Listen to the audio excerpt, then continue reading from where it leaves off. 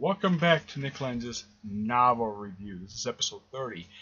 And like I said in the last episode, I did say I was going to do a Doctor Who book. I did say in the previous episode it was a Doctor Who book for that episode, but I wanted to get the Star Trek book done first. But yeah, this time it's a Doctor Who book. Doctor Who and the Dinosaur Invasion, or in the show was referred to as Invasion of Dinosaurs. Yeah, simply the big thing about this, dinosaurs show up in 1970s London. Yeah, that's the big thing about this, but dinosaurs are not the main factor of this story. Now, I should point out this aired from January 12th to February 16th of 1974. This came out during Pertwee's last year as a Doctor, and of course Sarah Jane Smith's first, Elizabeth Sladen's first year as Sarah Jane Smith, first of 3 seasons that she did as the Doctor's companion. Now, simply put, for this particular story, is that I should also point out that when I watched now here's something really weird though. This whole thing when they had serials lost, the opening episode of this one actually was lost, and they did find it, except that when I watched it, it was completely in black and white. Yeah, it's one of 2 Doctor Who stories like this, where during the Pertwee era, whether when I can watch it, I mean, there's like one complete serial for John Pertwee, and the only way to watch that one is actually in black and white. It's one of the more weaker episodes of his run. I mean, this one, people think this is one of his weaker episodes. No, it's Mind of Evil is one of the more weaker ones, and it stars the Master. This one doesn't star any of the Doctor Who bad guys at all. It's simply put, there are 3 guys, a government official, a scientist, and a general who basically want to restart the planet. At least restart the world with their golden age. And of course there's an anti-pollution message in here. I mean, yeah, the Doctor himself wants to get rid of pollution. Fine. I don't have a problem with that.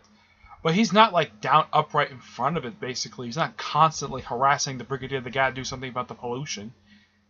I mean, the pollution now is actually better than it was back when the story first aired. Pollution has actually gone down in the past 30 years or so. This is what I've heard about the pollution in the ozone layer. It's gone severely down, which is good for all of us. But, yeah. The anti-pollution measures was completely unnecessary. Also, this episode is this is just a novel adaptation of it, but the actual episode. So now there was this guy Nash, who actually has a show called WTF. What WTF is wrong with you? That's I don't want to say the full name. Yeah, it's in Pokemon Things Happening Here in Florida. Yep, he did a review of this one, and he considered this one of the more weaker episodes. I mean, I have personally seen this episode. I mean, the critics basically think that the effects for the dinosaurs themselves were kind of basically not very good, and they thought they distracted. I didn't have a problem with the dinosaurs. They looked pretty okay for a 1974 budget. Yeah, it's pretty decent for what it was. But the story itself was fine. It's just that the villains were so weak. Yeah. That's the weakness of this story, is that the villains are so one-dimensional. Yeah. And the villains, like I said, are a government official, a scientist, and a military general. Plus, with the help of Captain Mike Yates, which, after this story, the character only appeared one more time after this. Canon-wise, actually appeared 2 more times canon-wise, because he did appear in Dimensions in Time. That story is considered non-canon because of how bad it is. I have seen it. I think it's okay, but I don't think it's as bad as reputation says it is. But Yates himself will appear one more time during this particular Doctor's era. Actually, in Pertwee's last episode, Planet of the Spiders, which a lot of people love that episode. This one does not get a lot of love simply because it's one of his more weaker episodes during his era. I do kind of agree it is more weak ones, but it's not as weak as everyone said. It's a pretty decent story. It's got good mystery, but the payoff is so terrible. And I believe the story was actually written by the writer of the adaptation, which is Malcolm Hoke, I think it's called. Oh, and by the way, I should mention, though, that the original cover for this book, basically, it's this cover, basically. The only thing they changed was the coloring. That's the only thing they changed from the original printing of this book. And this book is only like 174 pages. But it's 179 pages of reading to do, which is not too bad, per se. But this is a pretty decent adaptation for what it is. I mean, the adaptation itself, it adapts pretty much everything from the episode, though they throw in some references here and there, like to the Green Death. Yeah, they reference that. A few episodes here and there. Now, those of you who are thinking about, when did Captain Yates first show up in Doctor Who?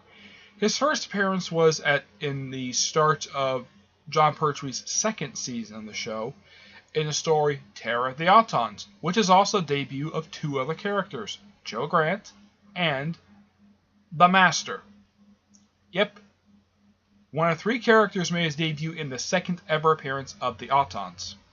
You know, the plastic people. Yeah.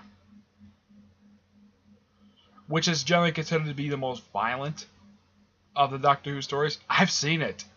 And I have no idea what they're talking about. Like, the most violent thing that may happen in the entire serial is basically Jo Grant getting her hands, like, she has her hands up like this in her face. She's getting tied up with telephone cord. That's the most violent thing that happens in that story. I mean, the violence is very tamed for that one, but that's the most violent thing that happens. This here, hardly any violence. I mean, yeah, you get a chance to see some dinosaurs. Good. But the thing is, despite its title, the dinosaurs are not the biggest problem with this story. The problem is, somehow, the Doctor just shows up, and it's like, okay, why is London deserted? And this is something really weird, though. It seems like the writer of the original story, and this one too, writes the military, with the exception of the unit people, to be completely stupid.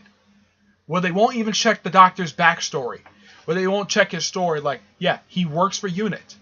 He probably carries a UNIT badge, but they don't bother to ask him for it. And the only reason why he gets released and not actually executed is because he's good friends with the Brigadier. Which, I gotta point out, the Brigadier is not written to be stupid. I mean, he's not oblivious to what's going on.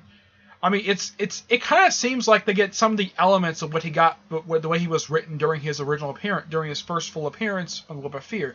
You see elements of that in this novel, in the adaptation, and of course in the original story, where he's not meant to be stupid. He's not like rejecting every single proposal, stuff like that. Also, Sergeant Benton is in the story. Yep, Benton's in the story. Though I think they cut him down, basically, his appearance is like... He still frequently show up, but his last regular appearance was in Robot. And then, like, after that, they show up, like, one air time in the Android Invasion. But, yeah, it seems like as soon as Pertwee left, Benton showed up a couple more times, and that was it. I mean, he does play a small part in the story, which I do praise that the actor who originally played him, who, by the way, I should point out that the only people who are dead who are actually in this original story, who actually make noteworthy characters, just Pertwee himself and Elizabeth Sladen. They're the only ones who actually are dead. The actor who played the Brigadier. They're the only three who are dead. The other two people who actually are integral parts of the story, Yates and Benton, the actors who play them are still very much alive. And I should also point out of all the actual companions that Pertwee had from his era, the only one still left alive is Kate Manning. She's known for playing Jo Grant. She's the only one still left alive from this era who actually are considered actual companions. Yates and Benton are considered to be, in my honest opinion, supporting characters. They're associate companions, is why I refer to them. Not full-time companions, associate companions. Yes, Benton has traveled in the TARDIS once. The entire time he was on the show. And that was in the show's 10th anniversary. Yates has never been inside the TARDIS, as far as I know. He's never been inside the TARDIS. The Brigadier's been inside the TARDIS at least a few times. But as for Yates, I can't think of a time he's actually stepped foot inside the TARDIS. I mean, the TARDIS stuff, it's in the story, but as for the console room itself, it does not make an appearance in the story at all. Nope. You don't see it. You see the TARDIS, but not the TARDIS room. Yeah, this is an era, basically, they didn't show the TARDIS room, like, first couple years, they didn't show the TARDIS room that much. They showed the console a few times. Somehow the Doctor got it out of the TARDIS, which is... I'm like, how the heck did they accomplish that? Yeah, that's something that's never been explained in the show. But all in all, the adaptation is good. I do praise him for that. But the story itself, I give an 8.5. The adaptation, I give a 10 because it's perfect. It's a really good adaptation of this really bizarre story. Yep. So, that's it for this episode. Stay tuned for the next episode, which is episode 31. And yes, it's another Doctor Who book next. Okay? Until then, I will see you there. Bye.